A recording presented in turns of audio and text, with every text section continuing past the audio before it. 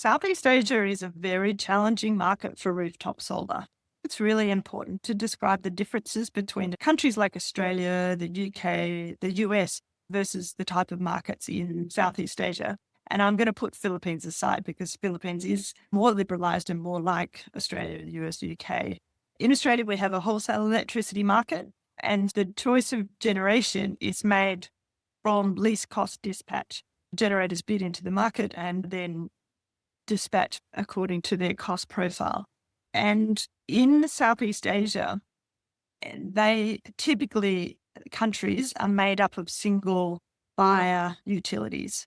So when I say single buyer utilities, the state-owned electricity companies like PLN in Indonesia, EVN in Vietnam, EDC or EDL in Cambodia or Laos, those countries and those utilities make all the decisions about what electricity to buy. They are typically the only buyer in the market. So even in a country like Indonesia or Vietnam, if Adidas or H&M or Microsoft or Apple had a 100% renewable energy target that they want to meet through their RE100, they cannot contract with a wind or a solar developer to buy their power. They are only allowed to buy electricity from the utility.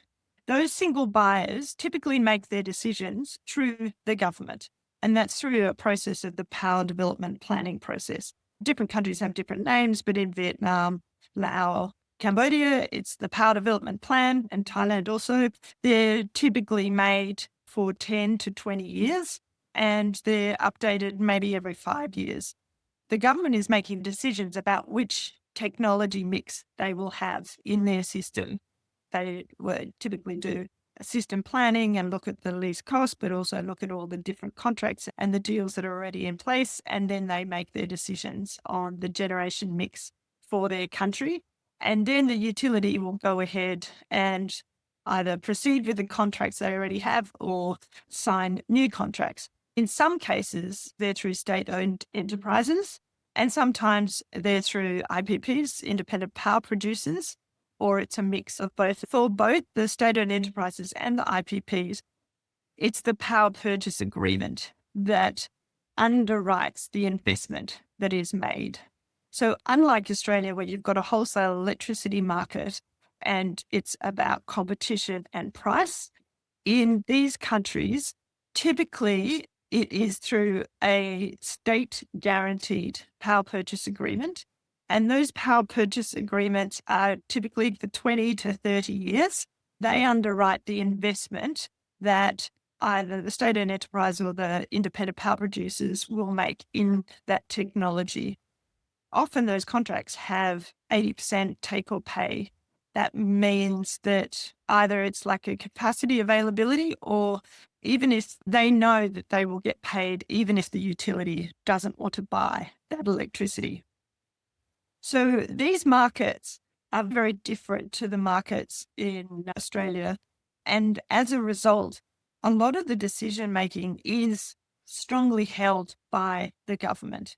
If the government wants to change the landscape from more fossil fuels towards more renewable energy, there needs to be that kind of macroeconomic case for it. And often the macroeconomic case comes from the geopolitics of it. That's where the security really comes in.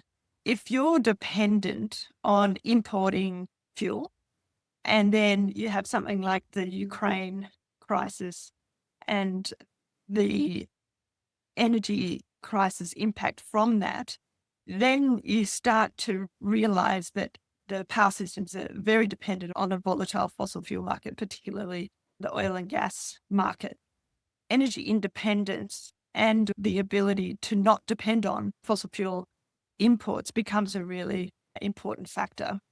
And then the second factor, obviously, is the economics. A new coal power plant in any of these in Southeast Asian countries, typically the LCOE is 8 cents a kilowatt hour, whereas in solar or wind technologies is typically around 4, 5, 6 cents a kilowatt hour.